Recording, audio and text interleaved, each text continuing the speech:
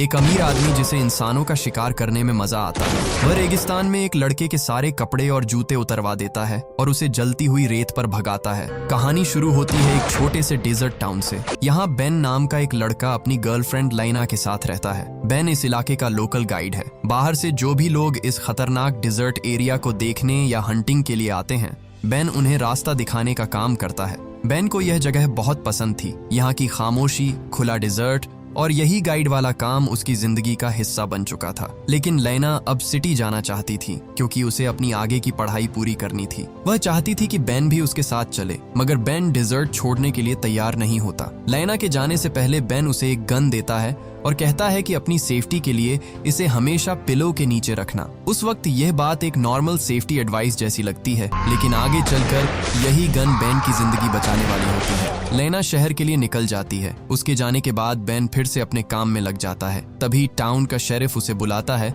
और बताता है कि लॉस एंजलिस से जॉन मेडिक नाम का एक बहुत अमीर बिजनेसमैन आया है। उसे डिजर्ट के अंदर हंटिंग के लिए एक ऐसे गाइड की जरूरत है जिसे इस पूरे इलाके की अच्छी समझ हो। मेडिक कोई नॉर्मल टूरिस्ट नहीं था। उसके पास पैसा भी था, पावर भी थी और एटीट्यूड भी कुछ ज्यादा ही था। वह डिजर्ट में एंडेंजर्ड बिग हॉर्न शीप का शिकार करना चाहता था। ये जानवर आसानी से दिखाई नहीं देता और उसे ट्रैक करना भी मुश्किल होता है, इसलिए शेरिफ बेन को उसके साथ भेजना चाहता था। बेन पहले थोड़ा सोचता है, लेकिन जब उसे पता चलता है कि सिर्फ एक दिन के बदले उसे $8,000 मिलेंगे तो वह मान जाता है। उसके लिए ये बहुत बड़ी रकम थी। जब बेन पहली बार मेडिक से मिलता है तो उसे देखते ही समझ आ जाता है कि ये आदमी पैसे के दम पर सब कुछ खरीदने का आदी है। मेडिक के पास महंगी हाईटेक गाड़ी होती है, एक्सपेंसिव हंटिंग गियर होता है और उसका एटीट्यूड ऐसा होता है जैसे नियम कानून उसके लिए बने ही नहीं हैं। दोनों डिजर्ट के अंदर निकल जाते हैं। रास्ता लंबा होता है और शाम होते होते अंधेरा होने लगता है, इसलिए वे एक जगह कैंप लगाते हैं। रात को आग के पास बैठे हुए मेडिक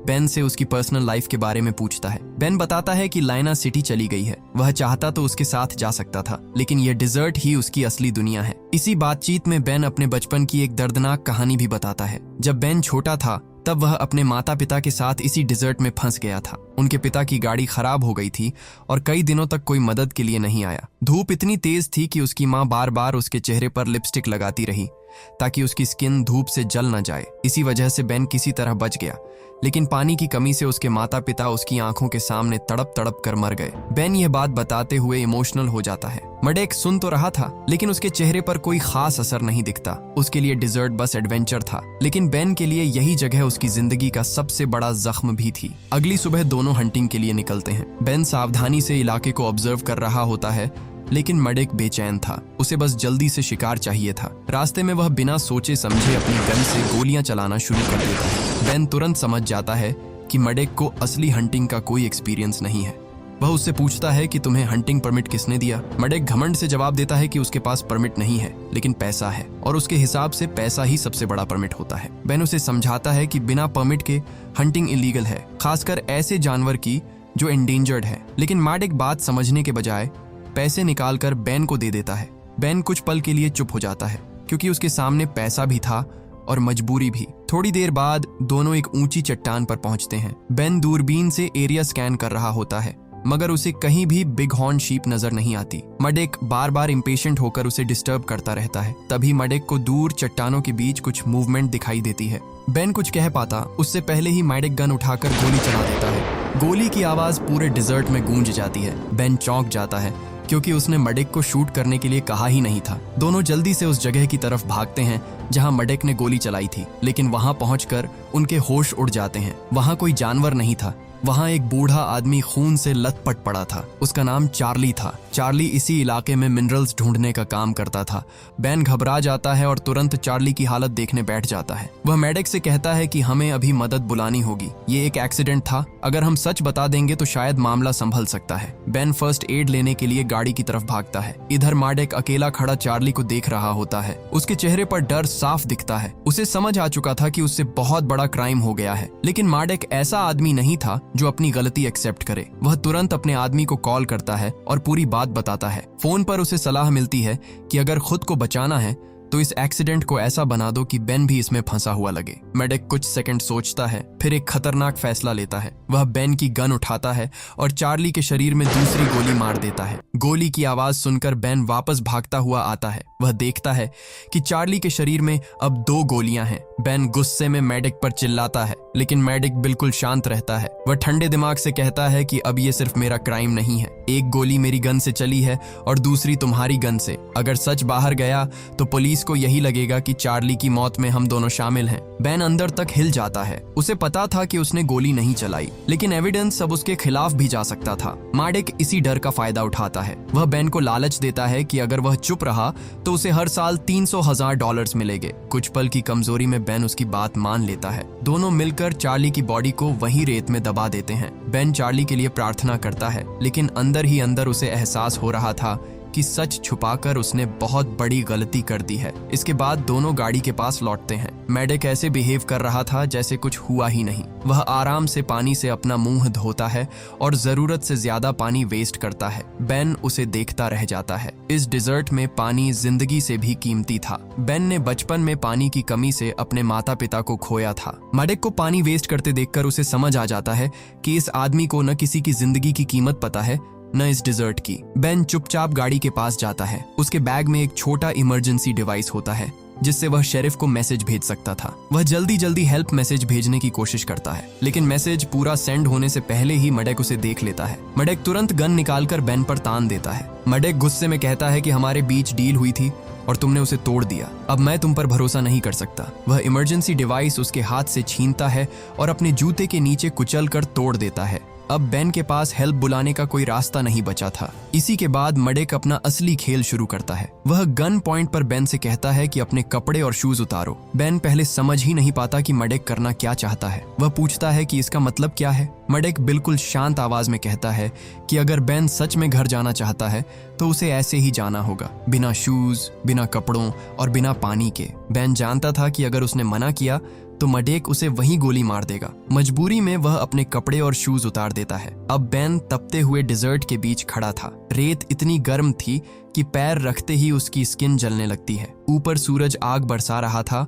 और दूर दूर तक सिर्फ चट्टानें, सूखी जमीन और मौत जैसी खामोशी थी। मेडिक आराम से अपनी हाईटेक गाड़ी में बैठता है, एसी चालू करता है और बिनोकुलर्स और राइफल स्कोप से बेन को देखने लगता है। उसका प्लान साफ था। वह बेन को तुरंत मारना नहीं चाहता था। वह चाहता था कि बेन गर्मी, प्यास और थकान से धीरे धीरे मर जाए। बेन दर्द सहते हुए आगे बढ़ता है। हर कदम उसके लिए सजा जैसा था। गर्म रेत उसके पैरों को जला रही थी, गला सूखने लगा था और ऊपर से मेडिक उसे ऐसे देख रहा था जैसे कोई हंटर घायल जानवर के गिरने का इंतजार करता है। कुछ दूर चलने के बाद बेन को एक पोल दिखाई देता है। वह उस पर लिखा नंबर पढ़ता है और आगे बढ़ता रहता है। मेडिक दूर से उसे देख रहा था और उसे यकीन था कि बेन ज्यादा देर तक टिक नहीं पाएगा। लेकिन बेन इस डेजर्ट को मेडिक से कहीं ज्यादा अच्छी तरह जानता था। जब वह दूसरे पोल के पास पहुंचता है तो अचानक चट्टानों के बीच गायब हो जाता है। मेडिक तुरंत चौकन्ना हो जाता है। वह अपनी गाड़ी लेकर तेजी से उसी तरफ जाता है, लेकिन बेन कहीं दिखाई नहीं देता।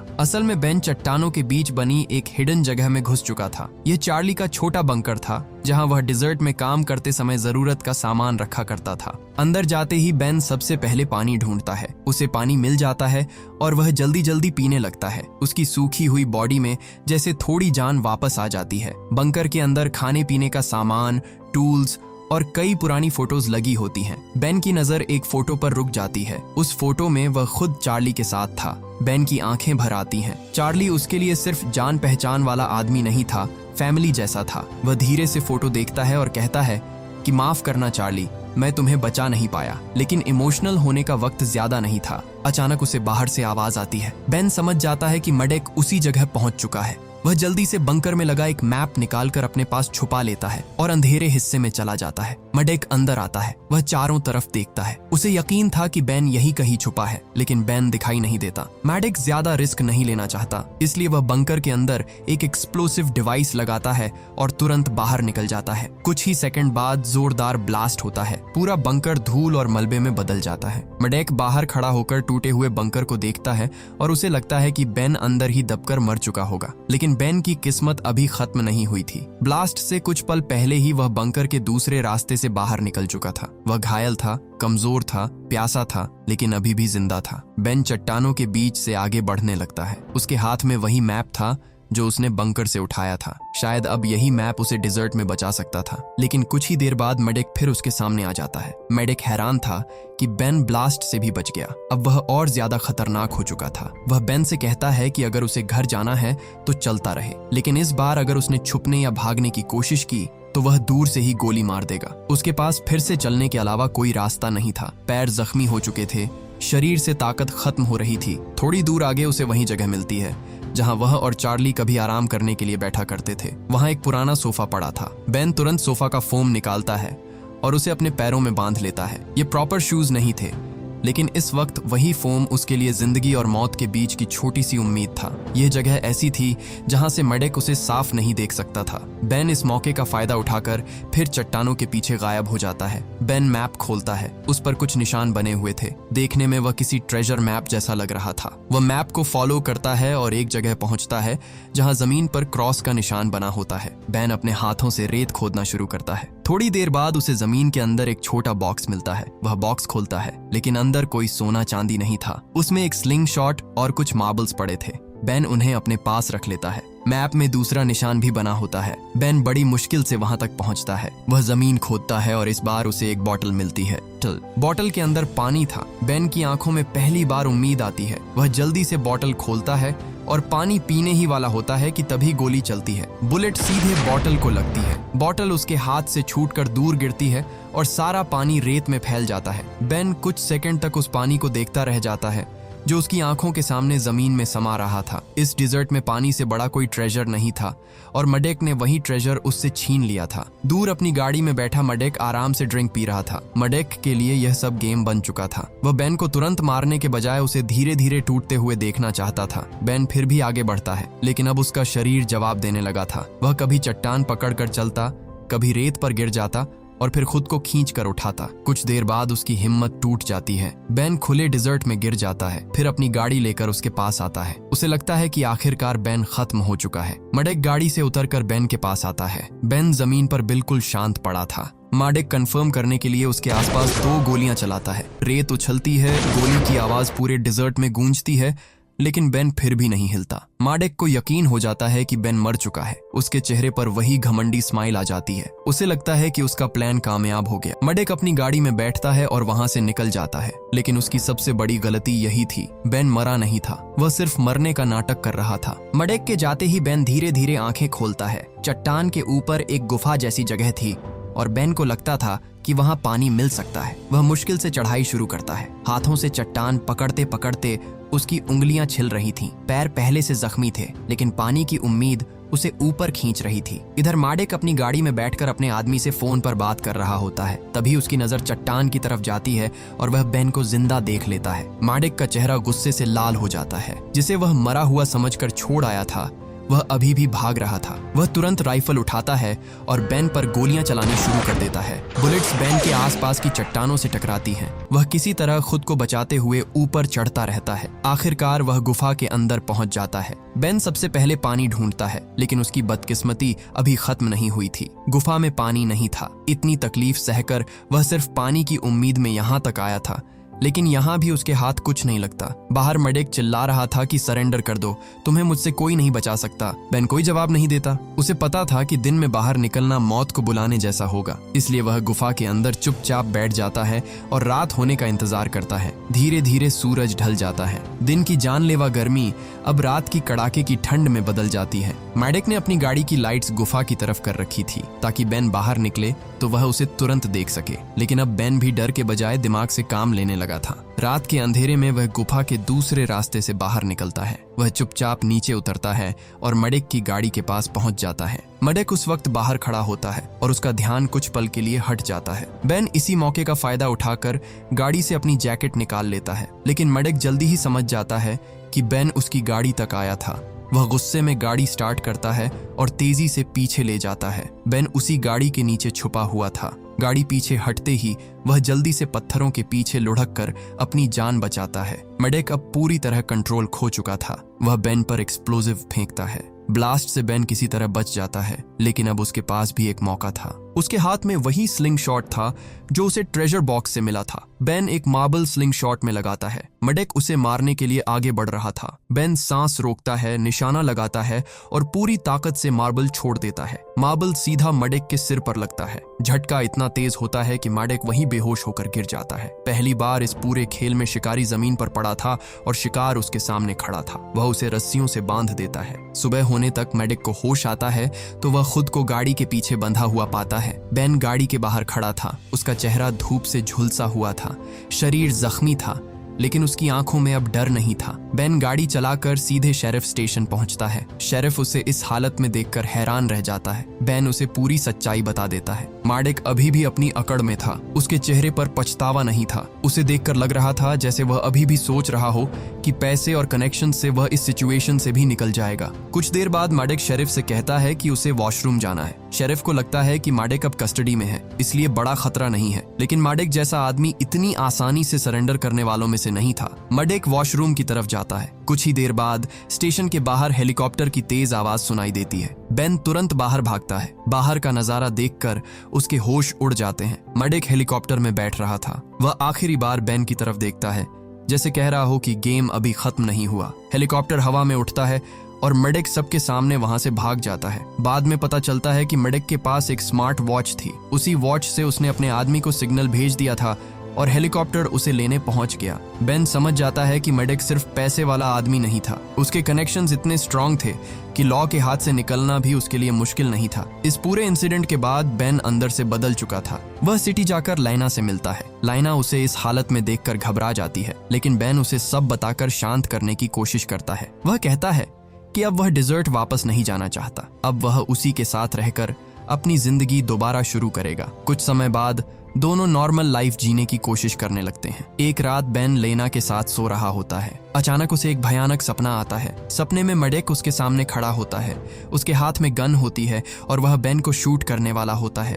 बेन डर कर नींद से जाग जाता है। उसकी सांसें तेज चल रही थीं और पूरा शरीर पसीने से भीगा था। लेना उसके पास सो रही थी। वह धीरे से फिर आंखें बंद करने की कोशिश करता है। तभी कमरे में एक आवाज गूंजती है, मडेक की आवाज। बेन की सांस जैसे एक पल के लिए रुक जाती है। वह आंखें खोलता है और देखता है कि मडेक सच में उसके सामने खड़ा है। उसके हाथ में गन है और चेहरे पर वही खतरनाक स्माइल। मडेक कहता है कि पिछली बार बेन डिजर्ट में बच गया था, लेकिन इस बार उसे बचाने कोई नहीं आएगा। बेन हिल भी नहीं पाता। मडेक गन सीधा उस पर तान देता है। उसे लगता है कि इस बार जीत उसी की होगी, लेकिन मडेक एक बात भूल चुका था। कहानी की शुरुआत में बेन ने लाइना को जो गन दी थी, लाइना आज भी उसे अपने पिलो के नीचे रखकर सोती थी। जैसे ही मडेक ट्रिगर दबाने वाला होता है, लाइना बिजली की तेजी से पिलो के नीचे से गन निकालती है और मडेक पर गोली चला देती है। गोली मडेक को लगती है और वह लड़खड़ा कर पीछे हटता है। बेन भी तुरंत अपनी गन उठाता है और मडेक पर गोली चला देता है। इस बार मडेक बच नहीं पाता। जिस आदमी ने पैसे, पावर और गन के दम पर सबको कंट्रोल करने की कोशिश की थी, उसका अंत उसी घर में हो जाता है जहां वह आखिरी बार बेन को मारने आया था। बेन और लाइना कुछ पल तक वहीं खड़े रहते हैं। चार्ली का बदला भी पूरा हो गया था। इस तरह एक हंटिंग ट्रिप से शुरू हुई कहानी उस शिकारी के अंत पर खत्म होती है जो इंसानों को भी अपना शिकार समझने लगा था। हमारे साथ हमेशा ऐसे ही जुड़े रहने के लिए आप हमारे चैनल थे योगी को सब्सक्राइब कर लीजिए। जल्द मिलेंगे अगले वीडियो में।